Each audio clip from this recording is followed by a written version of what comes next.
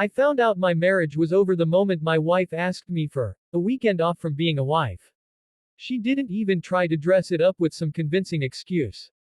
She just stood in our kitchen, arms folded, eyes cold, and told me she wanted a weekend away with her coworker, just to clear her mind.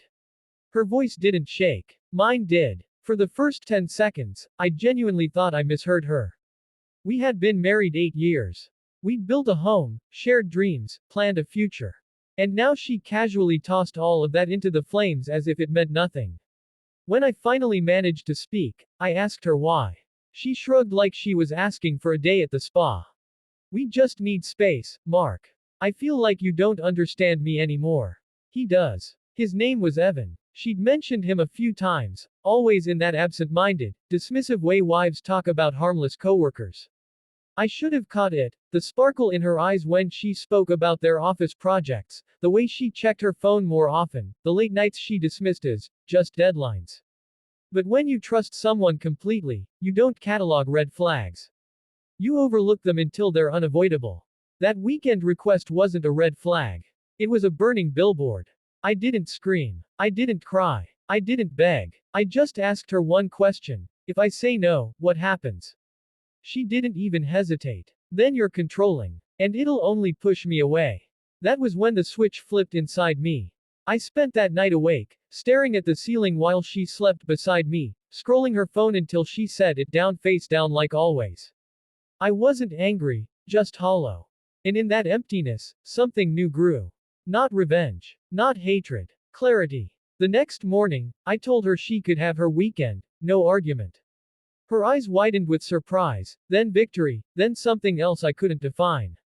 She left that Friday with a suitcase she didn't bother hiding, barely saying goodbye.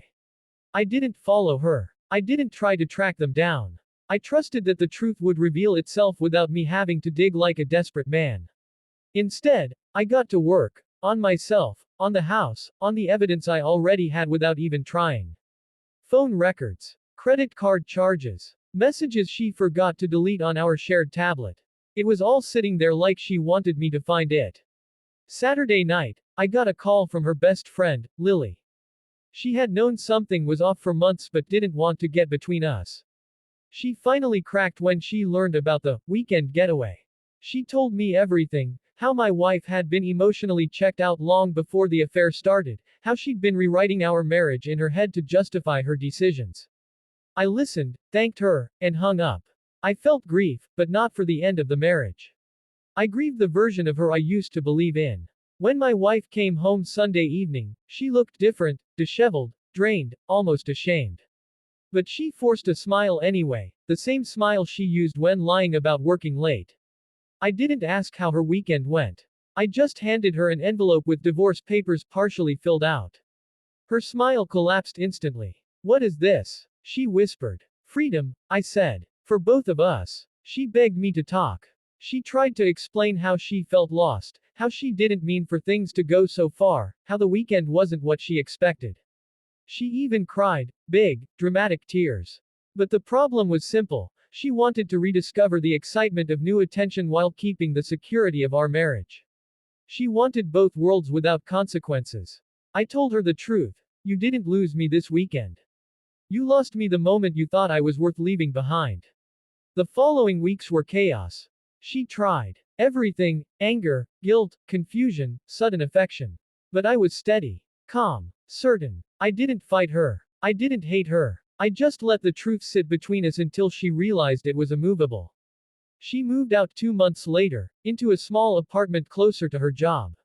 I heard through mutual friends that things with Evan fell apart quickly. The fantasy couldn't survive real life. As for me, I rebuilt. I reconnected with family I'd grown distant from. I focused on work, new hobbies, the gym. I found peace in silence, comfort in solitude, and strength in reflection.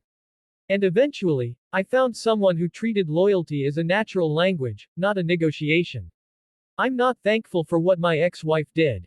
Betrayal isn't a blessing. But I am thankful for what it revealed. It showed me who I was, what I deserved, and what I could survive. The inspiring message I want anyone to take from this is simple. Sometimes the person who shatters your life is also the person who sets you free. Sometimes the pain you think will break you becomes the push you needed to finally step into the life you should have been living all along.